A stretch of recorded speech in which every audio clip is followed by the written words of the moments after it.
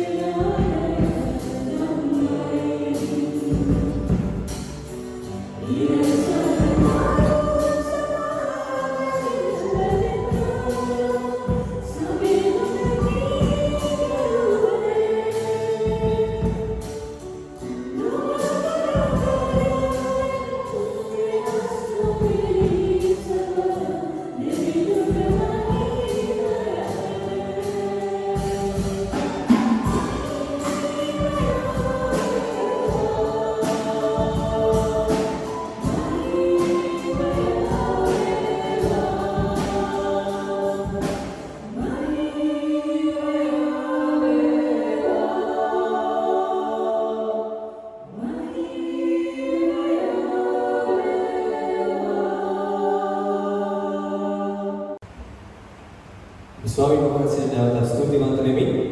වහන්සේගේ දේවල් ඉදිරියට කරගෙන යාමට වහන්සේ අපි වහන්සේගේ ආශිර්වාද ලැබෙමින් ගායනා කරමු. බලයේ සෙනඟ ගොඩනගනවා කියලා.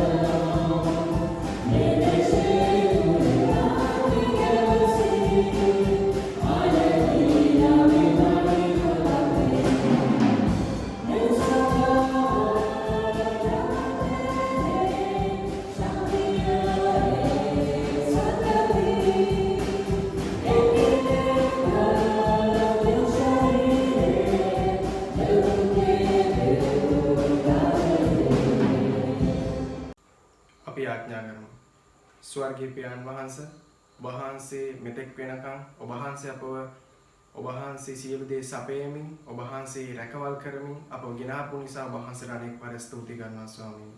ඔබ වහන්සේට බාර කරනවා ස්වාමීනි. ඒ ලෝකේ මේ දේශයේද මේ තිබෙනා වසංගතය ගැන ඔබ වහන්සේට ප්‍රථමයෙන් බාර කරනවා ස්වාමීනි. නමුත් මේ සියලු දේ ගැන ස්වාමීනි ඔබ වහන්සේගේ වචනේ කියලා දෙනවා ස්වාමීනි. ඒ නිසා ස්වාමීනි ඒ කිසිදු දෙයකට බිය නොවි ඒ කිසිදු දෙයක් නිසා ඒ පැකිලෙන්නේ නැතුව ස්වාමීනි ඔබ වහන්සේ තුල වඩා ශක්තිමත්ව ඔබ වහන්සේ තුල ඇදහිල්ලෙන් ගමන් කරන්නට ඔබගේ දේව දරුවන්ට ඔබ වහන්සේ පිහිට වෙන්න කියලා ඔබ වහන්සේ ඉල්ලා සිටිනවා ස්වාමීනි. මේ කාලේ පුරාවට ස්වාමීනි ඒ වෙනදටත් වඩා ඔබ වහන්සේ තුල රැඳෙමින් ඔබ වහන්සේ තුල යාඥාවෙන් ඔබ වහන්සේ තුල ඇදහිල්ලෙන් ගමන් කරන්නට සියලු ජීවිතවලට ඔබ වහන්සේ පිහිට වෙන්න කියලා ඔබ වහන්සේ ඉල්ලා සිටිනවා ස්වාමීනි. ඔබ වහන්සේ සියලු ජීවිත ශක්තිමත් කරන නිසා ඔබ වහන්සේට ස්තුති කරනවා ස්වාමීනි. ඔබ වහන්සේ මේ සියලු දේ ඔබ වහන්සේ සිදුවුණු දේ සියලු දේ ඔබ වහන්සේ දකිනවා ස්වාමීනි. ඒ නිසා ස්වාමීනි මේ සියලු දේ ඔබ වහන්සේ පාලනය කරන්න කියලා ඔබ වහන්සේ කියන ආයතනයක් ඉල්ලනවා ස්වාමීනි. ඔබ වහන්සේ මේ සියලු දේ බාර කරනවා ස්වාමීනි. අපගේ ප්‍රශංසාවන් අපගේ යාඥාවන් ඔබ වහන්සේ සියලු දේ බාරගෙන ඔබ වහන්සේ පිළිතුරු දෙන දෙවිඳුන් නිසා ඔබ වහන්සේට ස්තුති කරනවා ස්වාමීනි. මේ සියල්ලම ස්වර්ගීය පියාණන් වහන්සේගේ ඉල්ලා සිටිමි. ආමේන්. පළවෙනි බයිබල් කියවීම ක්‍රියා පළවෙනි පරිච්ඡේදයේ 6 වෙනි පදයේ සිට 14 වෙනි පදය දක්වා. යේසුස් වහන්සේ ස්වර්ගයට නැගීම. එහෙයින් ඔහු රැස් වූ විට ස්වාමීනි මේ කාලයේදී ඔබ ඊශ්‍රායලට රාජ්‍ය නැවත පිහිටුවා දෙනසේක්දයි උන්වහන්සේගෙන් ඇසුවෝය. උන්වහන්සේ ඔවුන්ට කියනසේක් පියාණන් වහන්සේ තමන්ගේම බලය යටතේ තබාගත් කාලයන්ද ප්‍රස්තාවන්ද දැන ගැනීම නුඹලාට අයිති නැත. නමුත් ශුද්ධාත්මයාණන් වහන්සේ නුඹලා කෙරෙහි පැමිණි කල නුඹලා බලය ලබන්නහුය. එවිට නුඹලා යෙරුසලමෙහිද මුළු යුදයෙහිද සමාරියෙහිද පොළවේ සීමාව දක්වාද මාගේ සාක්ෂිකාරයෝ වන්නහුයයි කීසේක. උන්වහන්සේ මේ කාරණා කී කලෙහි ඔවුන් බලා සිටියදීම ඔසවා ගනු ලැබ වලාකුළකින් බැසී ඔවුන්ට නොපෙනී ගියසේක.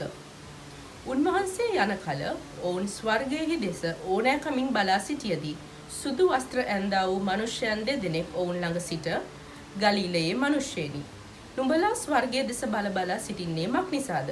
නුඹලා කෙරෙන් ස්වර්ගයට ඔසවා ගනු ලැබූ මේ යේසුස් වහන්සේ ස්වර්ගයට යනවා නුඹලා දුටු ආකාරයෙන්ම එනවා ඇතැයි ඔවුන්ට කීවෝය.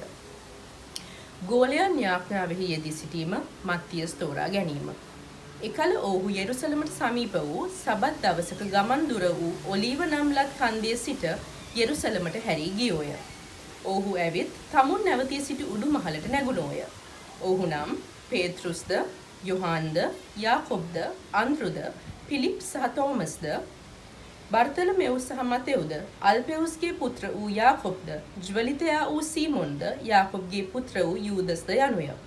මේ සියල්ලෝම ස්ත්‍රීන්ද යේසුස් වහන්සේගේ මව වූ මරියාද උන්වහන්සේගේ සහෝදරයන්ද සමග එක්සිත්ව නොකඩවම යාඥා කරමින් සිටියෝය. ස්වාමින් වහන්සේගේ වචනය එසේය. ආමෙන්. දෙවන බයිබල් කියීම ශුද්ධ යොහන් සුභාරංචියේ 17 වෙනි පරිච්ඡේදයේ 1 වෙනි පදයේ සිට 11 වෙනි පදය දක්වා.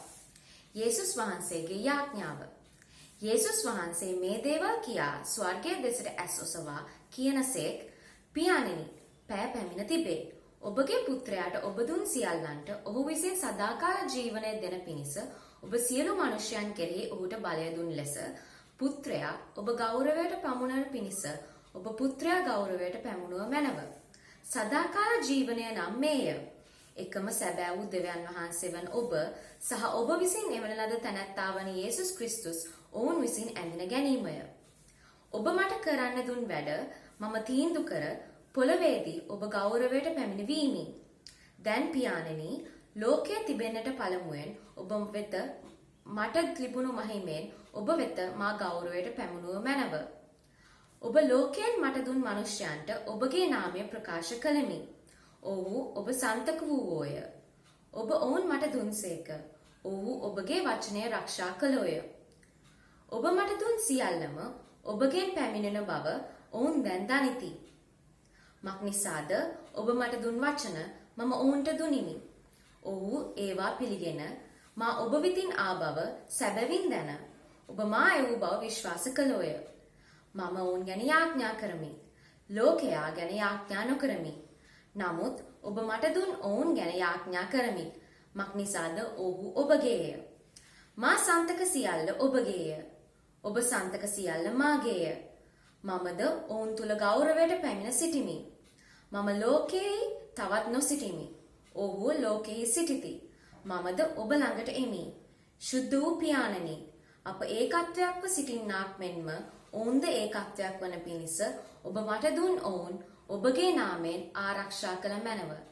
ස්වාමින් වහන්සේගේ වචනය ඔබට ආශිර්වාද කරන සේක්වා. සුබ දැසනක් වේවා. අපි ස්වාමින් වහන්සේගේ ඉරිදා දවසේ අපි උන්වහන්සේගේ වචනය අසන්න ප්‍රථම අපි ස්වල්ප මොහොතක් අපි අපගේ දැස් වසාගෙන අපි ආඥා කරමු. ජීවමාන පියාණන් වහන්සේ, පියාණන් අපි ස්තුතිවන්ත වෙනවා මේ කාලය ගැන. විශේෂයෙන්ම අපි අසන්න වචන ඔබ වහන්සේ පාමුල තබනවා. පියාණනි අපි අසන්න වචනය තුලින් ඔබ වහන්සේව දැක ගන්නට, විශේෂයෙන්ම අපගේ ජීවිතයේ අඩුපාඩු හරි ගස්සා ගන්න. ඔබ වහන්සේට තව තවත් ලංවන්නට ඔබ වහන්සේගේ කරුණාව බලය අපට ලබා දෙන්න. වචන බෙදා ගන්නව මමද, ඒ වගේම වචන අසන්නව අපි සෑමද ඔබ වහන්සේ ඉදිරියේ කැපවනවා, බාරවනවා. නාසරි යේසුස් වහන්සේගේ නාමයෙන්. ආමේන්. දවසක් මිනිහෙක් පාරේ ගමන් කරද්දී මේ මිනිහයා දකිනවා එක්තරා මිනිහෙක් පාලමකින් පැනලා තමන්ගේ ජීවිතය නැති කරගන්න තත් කරනවා. ඉතින් ඉක්මනින් මේ මිනිහයා ඒ මිනිහයා අතලට ගොස් ඔකෙන් ප්‍රශ්නයක් අහනවා. ඇයි ඔබ තමන්ගේ ජීවිතය නැති කරගන්නට යන්නේ මේ ලෝකේ ජීවත් වෙන්න බොහෝ දේවල් තියෙද්දි? ඊට පස්සේ ඒ පුද්ගලයා කියනවා මොනවද මට මේ ලෝකේ ජීවත් වෙන්න තියෙන්නේ? මනුෂ්‍යයන්වතවරක් ඔබ කුමන ආගමක නැත්නම් කුමක් හෝ ආගමක් අනුගමනය කරන්නේ? ඉතින් අර පයින්නගේ පුද්ගලයා කියනවා පාල මුඩ ඉඳගෙන මම ආගමක් අනුව ජීවිතය ගත කරපු පුද්ගලෙක්. ඔහොම ඔබ කුමන ආගමක කෙනෙක්ද? නැත්නම් කුමන ආගමක් අනුව යන්නේද? ඔබ ජුදෙව්වෙක්ද? ඔබ ඉස්ලාම් භක්තිකයෙක්ද? ඉතින් මෙතන ඔබ කිතුණුවෙක්ද? ඔබට ලැබෙන පිළිතුර තමයි මම කිතුණු භක්තිකයෙක්. අර පුද්ගලයාට හරි සතුටුයි. ඔය කියනවා මමත් කිතුණු භක්තිකයෙක්. ඔබ කුමන නිකායකටද අයත්? ඔබ පිළිතුරක් ලබා දෙනවා මම බැප්ටිස්ට් නිකායට අයත් පුද්ගලයෙක්. අර පුද්ගලයාට තවත් හරියට සතුටුයි. ඔය කියනවා මමත් බැප්ටිස්ට් කෙනෙක්. ඔබ කුමන නිකායද? නැත්නම් කුමන සභාව තුලද සිටින්නේ? ඔබ දෙවියන් වහන්සේගේ සභාව තුලද? ඔබ සමිදාන් වහන්සේගේ සභාව තුලද? අර පුද්ගලයා කියනවා මම දෙවියන් වහන්සේගේ බැප්ටිස්ට් සභාව තුල සිටින්නා කෙනෙක්. අර පුද්ගලයා හරි සතුටුයි තවත්. ඔහු කියනවා ඊට පස්සේ හොඳයි මමත් දෙවියන් වහන්සේගේ බැප්ටිස් ස්වභාවය කෙනෙක්. එතනින් නවතින්නේ නැහැ. එතනින් නොනැමැති තවත් ඉදිරියට ඔවුන්ගේ සංවාදය යනවා. තවත් ඉදිරියට ගොස් නැවත වාරයක් ප්‍රශ්නයක් අහනවා. ඔබ කුමන දෙවියන් වහන්සේගේ බැප්ටිස් ස්වභාවයද? ඔබ ප්‍රතිසංස්කරණීය දෙවියන් වහන්සේගේ බැප්ටිස් ස්වභාවයද? එසේත් නැමෙතිනම් ඔබ සාම්ප්‍රදායික දෙවියන් වහන්සේගේ බැප්ටිස් ස්වභාවයද? ඔහුට ලැබෙන පිළිතුර තමයි ඔහු කියනවා මම ප්‍රතිසංස්කරණීය වූ දෙවියන් වහන්සේගේ බැප්ටිස් ස්වභාවය. ඔහුට තවත් සතුටුයි. ඔහු කියනවා මම දෙවියන් වහන්සේගේ බැප්ටිස් ස්වභාවයේ ප්‍රතිසංස්කරණීය ස්වභාවය තමයි මමත්. ඊනතුරු නැවත වාරයක් ප්‍රශ්නයක් අහනවා. ඔබ 1896 ප්‍රතිසංස්කරණීය බැප්ටිස් ස්වභාවයද 1915 ප්‍රතිසංස්කරණීය බැප්ටිස් ස්වභාවයද? ඊළඟට ලැබෙන පිළිතුර ගැන ඔහු සන්තෝෂයෙන් ලක් වෙන්නේ නැහැ. ඔහු කියනවා මම 1896 ප්‍රතිසංස්කරණීය දෙවියන් වහන්සේගේ බැප්ටිස් ස්වභාවය කෙනෙක්. ඉන් අනතුරුව අර පුද්ගලයා කියනවා ඔබ ගිහිල්ලා ජීවිතේ නැති කරගන්න ඔබ මිත්‍යා දෘෂ්ටිකෙක්. ඔය කතාව අපගේ ඔළුවේ තබාගෙන අපගේ හදවතේ තබාගෙන අපි පැමිණෙමු අද කියවුවා ඒ සුභාරංචිලිය කිවිලට. ඒදී යොහන්තුමාගේ සුභාරංචියේ 17 වන පරිච්ඡේදයේ පළවෙනි පදයේ ඉඳන් 11 වෙනි පදයට අපි අවධානය යොමු කරොත් එහි දකින්න ලැබෙනවා යේසුස් වහන්සේ අලංකාර වූ යාඥාවක් දෙවියන් වහන්සේ ඉදිරියේ කරනවා. යොහන්තුමාගේ සුභාරංචියට අනුව යේසුස් වහන්සේ කුර්සිපත් වීමට ප්‍රථම කරන අවසාන යාඥාවයි මෙය. මෙහි වැදගත්ම කාරණය යන්නේ උන්වහන්සේ මේ යාඥාව අවසන් කරන්නේ ඊටමත් අලංකාර ආකාරයට. ඔබ බැලුවොත් 11 වෙනි පදයේ අවසාන කොටදී යේසුස් වහන්සේ මෙසේ කියනවා ශුද්ධෝ පියාණනි අප ඒකත්වයක්ව සිටින්නක් මෙන්ම ඔවුන්ද ඒකත්වයක් වන පිණිස ඔබ විසින් මට දුන් ඔවුන් ඔබ විසින් ආරක්ෂා කළ මැනව. ඉතින් මේ ඊට වැදගත් කාරණයක්. අද දවසේදී අපි නොදන්නා දෙයක් නැත්නම් අපි මෙපමණ කාලයක් නොදක්ක දෙයක් මේ ස්ථානයේ ප්‍රකාශ කරනවා. එනම් ඔබගේත් මගේත් ජීවිතවල ඒකත්වය වෙනුවෙන් අපේ සමාජයේ අපේ පවුලවල අපගේ සභාවේ ඒකත්වය වෙනුවෙන් යේසුස් වහන්සේ දෙවියන් වහන්සේ පාමුල යාඥා කරනවා. අපිට බොහෝ වෙලාවට අපි වර්ධවා ගන්න අපිට පැටලෙවිලා තියෙන දෙයක් තමයි මේ ඒකත්වය කියන කාරණයයි එක වගේ වීම කියන කාරණයයි. අපි බොහෝ දුරට හිතන දෙයක් තමයි යේසුස් වහන්සේ මේ අපි හැමෝම එක වගේ වෙන්න ඕනේ කියන එක බලාපොරොත්තු වෙනවා කියලා. නෑ. යේසුස් වහන්සේ කිසි දිනක එක හා සමාන වීමක් අපි සැවොම බලාපොරොත්තු වෙන්නේ නෑ. තරුණයන් අතර ඉතා ප්‍රසිද්ධ කාලයක් ඉතා ප්‍රසිද්ධව තිබුණ චිත්‍රපටයක් තමයි මේ මැට්‍රික්ස් කියන චිත්‍රපටය. මේ චිත්‍රපටයේ සුමිත් කියන නළුවා ඔහුගේ රංගනය තුලින් අලංකාර ආකාරයට ඔහුගේ චරිතයට පනපවනවා. ඔහුගේ චරිතයේ දක්වන විශේෂ ලක්ෂණයක් තමයි ඔහුගේ චරිතය තුල ඔහු වගේ හැසිරීමෙනුත් කතාවෙනුත් රූපේනුත් ඔහු වගේ පුද්ගලයන් විශාල ප්‍රමාණයක් ඉදිරියට. ඉතින් අපිත් බොහෝ දුරට අපගේ හදවත තුළ අපේ ජීවිත තුළ අපිත් බලාපොරොත්තු වෙනවා මේ අපේ වගේ පුද්ගලයන් මේ ලෝකයේ තුල ඉඳී කියලා. නෑ. ඔබ වගේ ඉන්නේ මේ ලෝකෙට ඔබ පමණයි. දෙවියන් වහන්සේ අපේ හැමෝම මවා තිබෙන්නේ විවිධත්වයක් ඇතුව. අපි ගියොත් උප්පත්ති පොතේ මැවීමේ කතාවට. මැවීමේ කතාව තුළ අපිට දකින්න ලැබෙනවා දෙවියන් වහන්සේ මේ ලෝකයේ විවිධත්වයක් ඇතුව මවනවා. මේ ඊට වැදගත් කාරණයක්. දෙවියන් වහන්සේ මේ ලෝකයේ විවිධ වූ දේවල් මවනවා. හැබැයි විවිධත්වයක් තුල එකිනෙකට විවිධයි. ඔබ ගිහිල්ලා බලන්න එළියේ තිබෙන ගස් දිහා කොපමණ විවිධාකාරද කියලා. ඔබ කියන්න පුළුවන් ගස් කොළ පාටයි කියලා. ඔව් ගස් කොළ පාටයි. හැබැයි හැම කොළ පාටම එක වගේ නෑ. බලන්න විවිධාකාර වූ කොළ පාටවල දකින්න ලැබෙනවා. ඔබ බලන්න ගස්වල හැඩය, ගස්වල පත්‍රවල හැඩය, ශාකයේ තිබෙනා අලංකාරය විවිධයි. ඔබ කියන්න පුළුවන් අනේ මේ පොල් ගස් දෙකක් ගත්තාම එක වගේනේ කියලා. නැහැ. මේ පොල් ගස්වල තිබෙනා විවිධත්වයක් තිබෙනවා. පොල් ගස් දෙකක් ගත්තාම මේ පොල් ගෙඩි ප්‍රමාණය විවිධයි. ඒ පොල් ගහේ උස ප්‍රමාණය විවිධයි. තිබෙන අතු ප්‍රමාණය විවිධයි. දෙවියන් වහන්සේ ආදම් සහ ඒව මවනවා. මවලා ඔවුන් දෙදෙනාත් විවිධත්වයක් තුලක් තමයි තබන්නේ. හැබැයි උන්වහන්සේ මේ සියලු දේ විවිධත්වයෙන් මවලා උන්වහන්සේ කියන ලස්සන කාරණයක්. උන්වහන්සේ කියනවා යහපත්. විවිධත්වයෙන් සියලු දේ මවලා දෙවියන් වහන්සේ කියනවා යහපත්. එනම් විවිධත්වය දෙවියන් වහන්සේ පාමුල යහපත් වූ කාරණයක්. අපි දැනගන්නට අවශ්‍ය මේ ලෝකයේ තිබෙන විවිධත්වය දෙවියන් වහන්සේ පාමුල විවිධ උදේ යහපත් දේ වෙන්න යනවා.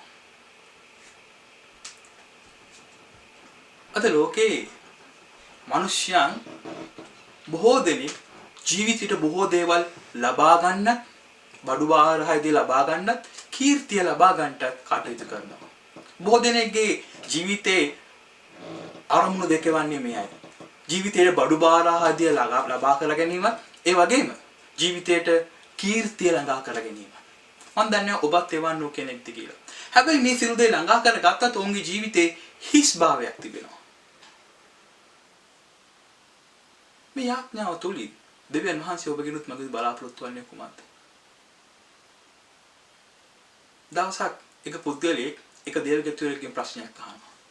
දේවගතුමනි, ඔබගේ සභාවේ ක්‍රියාකාරී සමාජිකයන් කොපමණ සිටිනවද? ඒ දේවගතුමා ඊට අලංකාර පිළිතුරක් ලබා දෙනවා. දේවගතුමා කියනවා මගේ සභාවේ සියලුම සමාජිකයන් ක්‍රියාකාරී.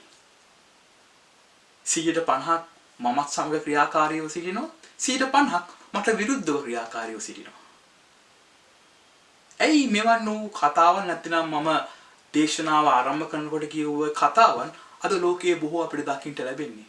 මිනිස්යන් විවිධත්වය අගයන්ට කැමැත්තක් නැතුව තිබෙන්නේ. මොකද්ද කාරණේ? ප්‍රධානම ප්‍රශ්නේ තමයි අපි මේ විවිධත්වය නැත්නම් විවිධත්වය තුල අපි මේ ඒකත්වය ළඟා කරගන්නට යන්නේ අපගේ මානසික මට්ටම් තුල. නැත්නම් අපගේ තිබෙනා වූ මනුෂ්‍ය රාමුන් තුලයි.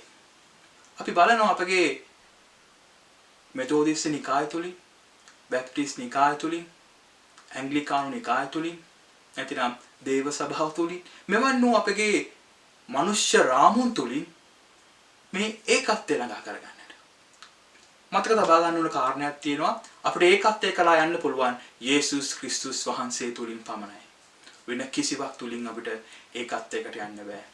අපි ගියොත් මුල් සභාව ඒකත්වය තුල ඔවුන්ගේ ප්‍රධාන කාරණා දෙකක් ඔවුන් තුල අපි දකින විශේෂ කාරණා දෙකක්. පළවෙනි කාරණය ඔවුන් ඒකත්වය තුල ජීවිතයක් ගත කළා.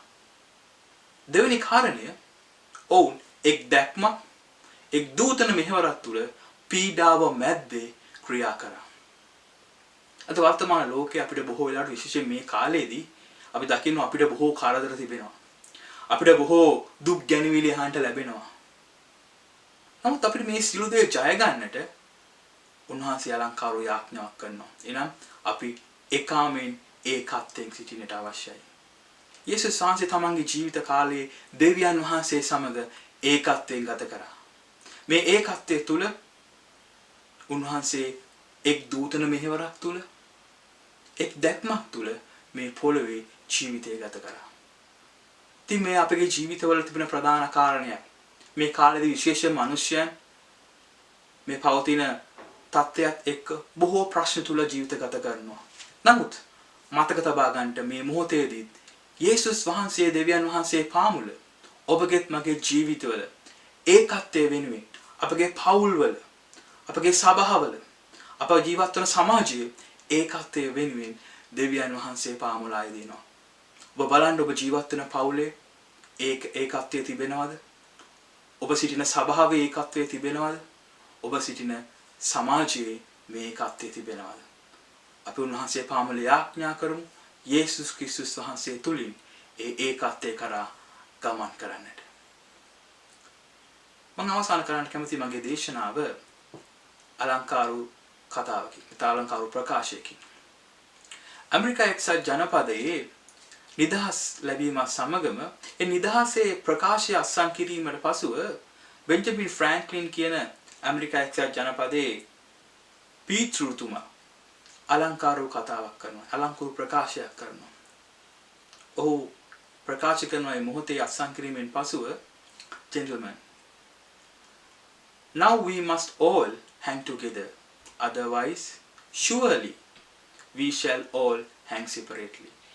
Gentlemen, now we must all hang together, otherwise surely we shall all hang separately. මහත්වරුනි, මේ මොහොතේ ඉඳන් අපි එක්ව සිටිය යුතුයි. එසේ නොමැති වුණොත් අපි සෑම දෙනෙක්ම වෙන් වශයෙන් විනාශ වෙන්නට යනවා. අපි ආඥා කරමු.